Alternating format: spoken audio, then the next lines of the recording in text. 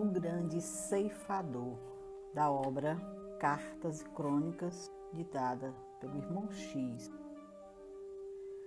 Comentando certas dificuldades da genuína propaganda espírita, o velho Jonathan, antigo seguidor do Evangelho em nosso campo de ação espiritual, tomou a palavra e falou sorrindo. No tempo do Mestre, semelhantes entraves não eram menores. A gloriosa missão do Senhor ia em meio, quando surgiram várias legiões de supostos discípulos da Boa Nova à margem das atividades evangélicas. Multidões desarvoradas, ao comando de chefes que se diziam continuadores de João Batista, enxameavam nas bordas do Jordão a se dispersarem na Palestina e na Síria. Capitães da revolta popular contra o domínio romano, após ouvirem as lições do Senhor, usavam-lhe a doutrina, criando a discórdia sistematizada em nome da solidariedade humana nos diversos vilarejos que circulavam Tiberíades. Todos erguiam flamejante verbo, asseverando falar em nome do Divino Renovador. Jesus, o Messias Nazareno, achava-se entre os homens investido da autoridade indispensável à formação de um novo reino. Destruiria os potentados estrangeiros e aniquilaria os ditadores do poder. Discursos preciosos faziam-se ouvir nos cenáculos do povo e nos quadros rústicos da natureza, exaltando a boa vontade, a comunhão das almas, o devotamento e a tolerância entre as criaturas. Milhares de ouvintes escutavam elevados as pregações, estáticos e felizes, qual se já respirassem no mundo novo. Contudo, no turbilhão dos conceitos vibrantes e nobres, alinhavam-se aqueles que, arrecadando dinheiro para socorro às viúvas e aos órfãos, olvidavam-nos deliberadamente para enriquecer a própria bolsa. E apareciam os oportunistas que, em se incumbindo da doutrinação referente à fraternidade, utilizavam-se da frase primorosa e bem feita para a realização das mais baixas manobras políticas.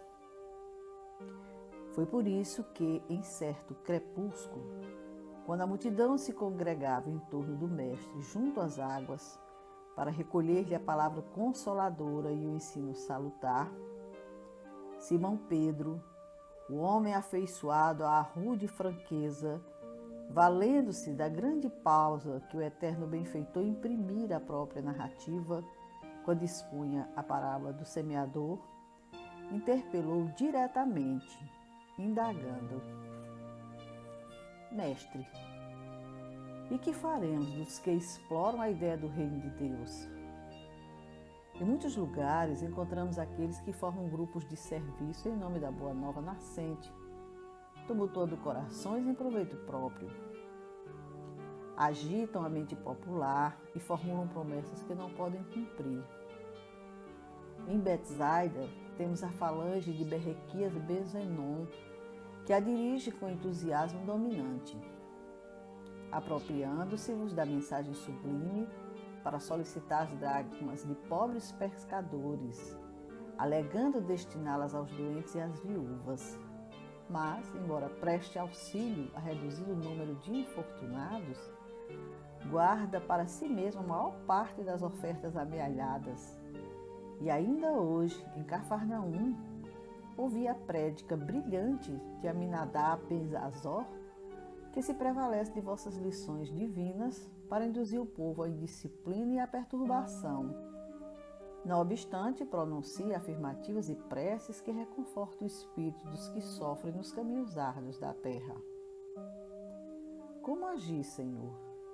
Será justo nos subordinemos à astúcia dos ambiciosos e à manha dos velhacos? Como relegar o Evangelho à dominação de quantos se rendem à vaidade e à avidez da posse, ao egocentrismo e à loucura? Jesus meditou alguns instantes e replicou: Simão, antes de tudo, é preciso considerar que o crime confesso encontra na lei a corrigenda estabelecida. Quem rouba é furtado. Quem ilude os outros engana a si próprio. E quem fere será ferido. Mas, Senhor, tornou o apóstolo, no processo em exame, creio que seja necessário ponderar que os males decorrentes da falsa propaganda são incomensuráveis. Não haverá recursos para assustá-los de imediato? O excelso amigo considerou paciente. Se há juízes no mundo que nasceram para o duro mistério de retificar, aqui nos achamos para a obra do auxílio. Não podemos olvidar que os verdadeiros discípulos da Boa Nova, atentos à missão de amor que lhes cabe, não dispõem de tempo e disposição para partilhar as atividades dos irmãos menos responsáveis. Além disso, baseando-me em sua própria palavra, não estamos diante de companheiros totalmente esquecidos da caridade. Dissestes que Berequias ben Zenon pelo menos ampara alguns infelizes que lhe cercam a estrada, e que Aminadab ben Azor, no seio das palavras insensatas que pronuncia, encaixa ensinamentos e orações de valia para os necessitados de luz. E se formos sopesar as esperanças e possibilidades, os anseios e as virtudes dos milhares de amigos provisórios que os acompanham, como justificar qualquer sentença condenatória de nossa parte? O apontamento judicioso ficou no ar. E como ninguém respondesse, Jesus espraiou o olhar no horizonte longínquo, como que apelava para o futuro, e ditou a parábola do joio e do trigo, que consta do capítulo 13 das anotações de Mateus. O reino dos céus é semelhante ao homem que semeia boa semente em seu campo. Mas, ao dormir, eis que veio o inimigo e semeou o joio no meio do trigo, retirando-se após. Quando a erva cresceu e frutificou, apareceu também o joio. E os servos desse pai de família, indo ter com ele, disseram-lhe: Senhor, não semeaste no campo a boa semente? Por que a intromissão do joio? E ele lhes disse: Um adversário é quem fez isso. E os servos acentuaram: Queres, pois, que o arranquemos? Respondeu-lhes, porém, o Senhor: Isso não. Para que não aconteça, extirpemos o joio, sacrificando o trigo. Deixemo-lo crescer junto à ceifa. Nesta ocasião, direi aos trabalhadores: colhei primeiramente o joio, para que seja queimado, e ajuntai o trigo no meu celeiro. Calou-se o Cristo pensativo. Todavia, Simão, insatisfeito, volveu a perguntar: Mas, Senhor, Senhor, em nosso caso, quem colherá a verdade, separando-a da mentira? O mestre sorriu de novo e respondeu: Pedro, o tempo é o grande ceifador. Esperemos por ele, cumprindo o dever que nos compete. A vida e a justiça pertencem ao Pai, e o Pai decidirá quanto aos assuntos da vida e da justiça.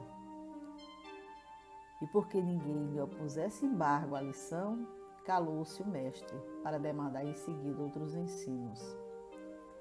Silenciou o velho Jonathan e, ao mesmo tempo, com material suficiente para estudo, separamos-nos todos para concluir e meditar.